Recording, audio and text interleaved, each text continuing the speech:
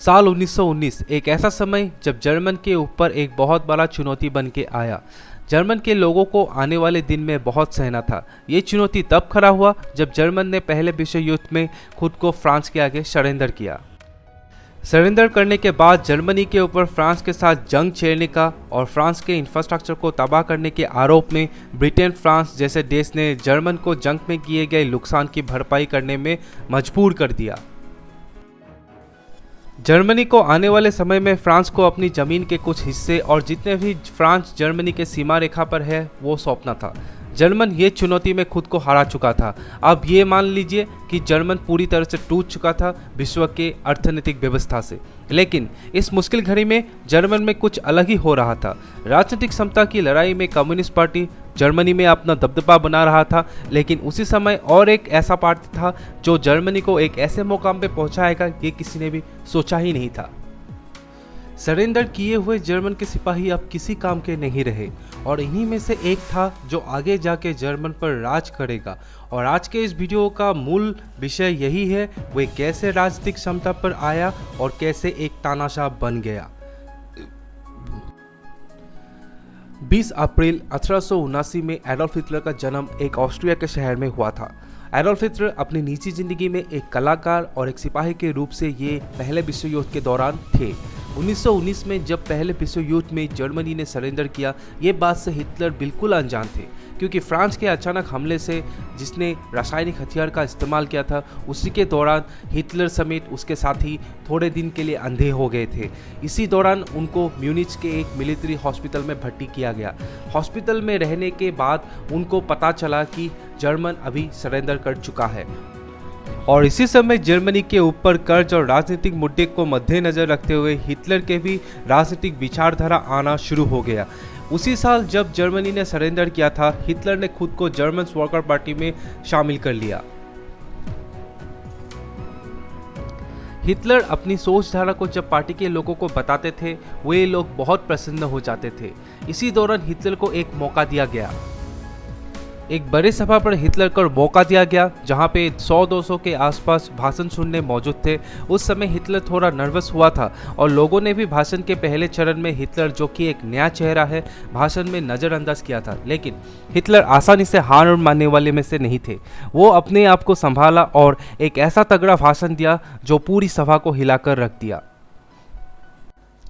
इसके तुरंत बाद ही हिटलर पार्टी में एक से एक चीरी चढ़ते गया और धीरे धीरे देश के अर्थनैतिक और कम्युनिस्ट के हरकतों पर रोक लगाने के लिए प्लानिंग करना शुरू कर दिया। कम्युनिस्ट की जो सोचधारा, जैसे कि पूंजीवाद खत्म करना, ये जर्मन के जितने भी बड़े बड़े व्यापारी और अमीर लोग थे, वे अपनी सपोर्ट हिटलर की ओर दे रहे थे। इसी मौके का फायदा उठाए हुए हिटलर और उसकी पार्टी के सदस्यों ने रास्ते पर कम्युनिस्ट पार्टी के सदस्यों को मारपीट करना शुरू कर दिया। हिटलर को जब पार्टी का लीडर बनाया गया, 1920 में जर्मन वर्कर्स पार्टी का नाम बदलकर national socialist German workers party कर दिया।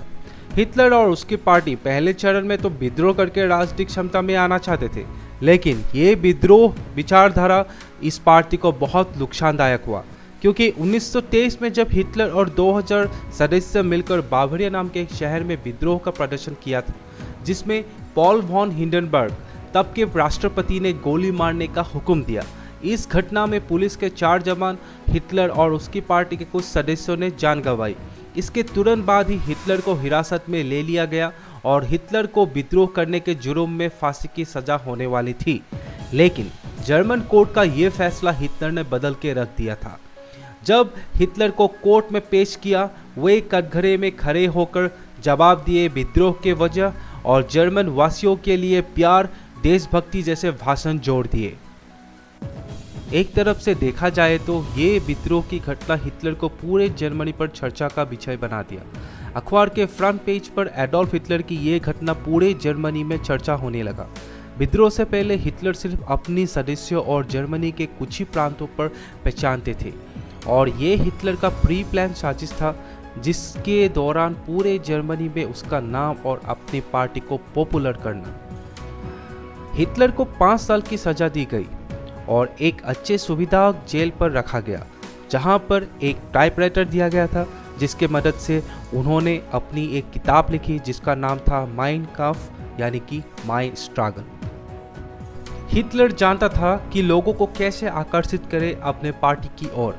वे अपने नेतृत्व में आकर्षण करने वाली पार्टी का झंडा और जवान लड़कों के लिए पार्टी पर जंग वॉल्क जैसे युवा संगठन का भी निर्माण किया। जेल से रिहा होने के बाद पूरे दमखम के साथ हिटलर इलेक्शन कैंपेन करना शुरू कर दिया।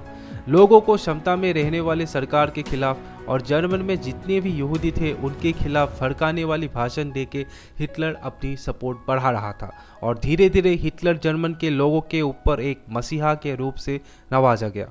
1920 के दशक पे जितने भी चुनाव हुए थे नाजी पार्टी जीता तो था लेकिन मेजोरिटी पाने में कामयाबी नहीं मिलता था। फिर भी नाजी पार्टी को और एक मौका दिया गया और नाजी पार्टी को चाहने वाले लोगों ने 1932 के चुनाव पर नाजी पार्टी को दूसरे सबसे बड़ा पार्टी के रूप में राइक्सटैग यानी कि जर्मन के सदन पर लाया। 1932 के चुनाव पे हिटलर ने राष्ट्रपति पद के उम्मीदवार थे लेकिन पॉन वॉल हिंडेनबर्ग को हराना इतना आसान नहीं था। फिर भी जर्मन सदन के अनुसार सदन में जिस भी पार्टी का आंकड़ा ज़्यादा है उस पार्टी के लीडर को चांसलर बनाया जाता है और पॉल वॉन हिंडेनबर्ग चाहते नहीं थे कि हिटलर को चांसलर बनाया जाए लेकिन उनको ये निर्णय लेना ही पड़ा। हिटलर चांसलर तो बन चुका था लेकिन वह अभी भी नाखुश थे क्योंकि राजनीतिक क्षमता का भूख अभी भी हिटलर का मिटा नहीं था। हिटलर जब चांसलर बना वो अपनी राजनीतिक क्षमता के लिए जर्मन के सदन पर अपने अर्धसैनिक बल के मदद से आग लगवा दिया था। इसके तुरंत बाद ही हिटलर ने राष्ट्रपति से जर्मनी पर इमरजेंसी लगाने का प्रस्ताव रखा और जर्मनी में एनाबलिंग एक्ट का घोषणा किया गया जिसके दौरान आम नागरिक के हक पर पाबंदी लग चुका था। इसी मौके का फायदा उठा के हिटलर धीरे धीरे अपनी राजनीतिक क्षमता से राजनीतिक दुश्मनों का खात्मा करने के लिए अपने अर्धसैनिक बल का इस्तेमाल किया और हिटलर ने यह आरोप लगाया सदन में लगी आग के जिम्मेदार हैं कम्युनिस्ट पार्टी के लोग, जिसके कारण कम्युनिस्ट पार्टी के कुछ नेताओं को हिरासत में लिया गया और कुछ को गोली मार के हत्या कर दी गई। लेकिन अभी भी हिटलर जर्मनी का शक्तिशाली तानाशाह बना नहीं था। लेकिन यहीं पर किस्मत ने हिटलर का साथ दिया। 1934 में जब पॉल वॉन हिंडेनबर्ग की अचानक मौत हो गई, हिटलर का सपना पूरा होने जा रहा था और इसी दौरान हिटलर धीरे धीरे एक शक्तिशाली तानाशाह बन चुका था जर्मनी में। तो आज के इस वीडियो में बस इतना ही।